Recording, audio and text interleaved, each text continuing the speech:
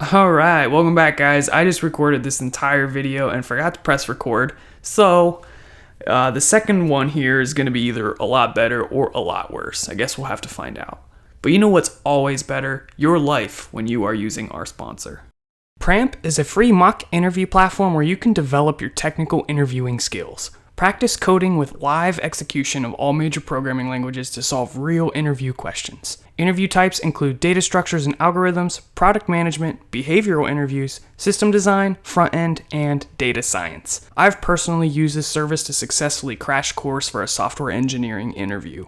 Lots of people are having success getting positions at companies like Amazon, Google, Twitter, and more. Check it out, I'll leave a link for you guys in the description. Alright, so what I wanted to talk about in this video is just some different things you can do with a list. Then in the next video, we're going to be talking about a shortcut to add elements to the list and how to easily print out the entire list with one line of code. Alright, so the very first thing, you can add elements to this thing one at a time using the add method. So inside of parentheses, we just put the value we want to add, and that's it. We can add a couple elements in here, such as a 5 and a 10. So to get those, what we do is just say system.out.println, and we can just say grades.get and pass in the index. So for example, 0, that should give us the value 5.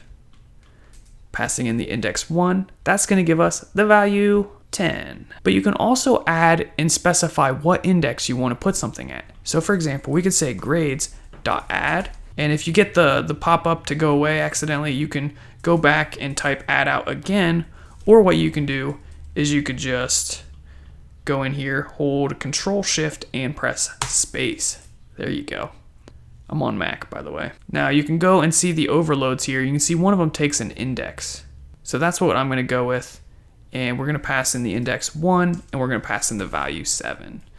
So originally 10 was at index 1. So what's going to happen is it's actually going to go between 5 and 10.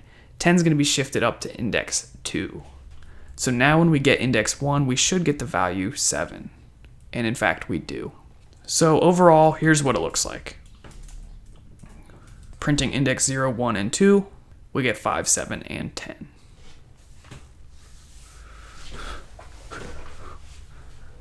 Now if instead getting the index, now right now we're passing in the index.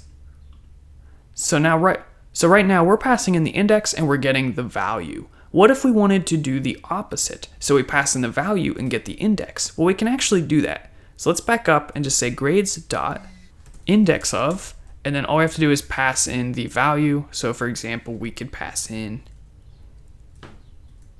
7, and we should get a 1 as a response, and we do. Now, if you pass something that does not exist, we'll get a -1. So that's how you can tell if something does not exist inside of a list, but there's actually a better method you could use, and that is contains. Here all we have to do is pass in a value we're looking for, such as 7. So the result is a Boolean, which is even more useful if you're trying to case. It's really simple because you don't have to do any comparisons. You can just say if grades.contains 7, and then you can put your code in here. You don't have to say equals true, as redundant. All right, cool. What else can we do? I don't know. What else can we do? Let me look. So another method you might be interested in is grades.isEmpty. So this is going to check if there's any values at all inside of this list. This might be a good thing to do before you start just grabbing elements out of it, because if you grab an index that doesn't exist, well, you're going to get an index out of bounds exception. So just to show you guys that, let's try it and say we wanted to say grades.get index 0. Commenting this out for a second. Running this, we get 5. But if we get rid of these adds for just a moment, this is the simplest version of an ad blocker. Now what happens when we run this? You can see we get an exception in main, index 0 out of bounds.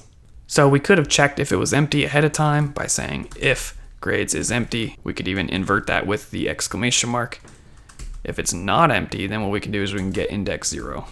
There we go, that's a little bit more safe. Running this and nothing happens, which is exactly what we want. This might be another tool if you're removing elements, you want to make sure there's an element there to remove. So for example, you could say .remove, pass in index 0. If it's not empty, then we're going to remove that index.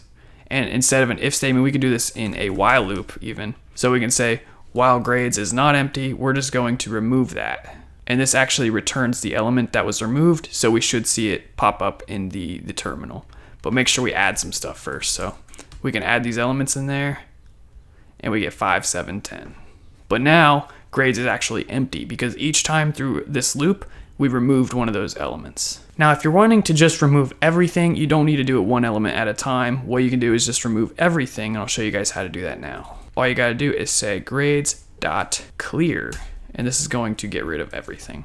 And you can see hovering over this, this is actually void, so we don't want to put this in a print line.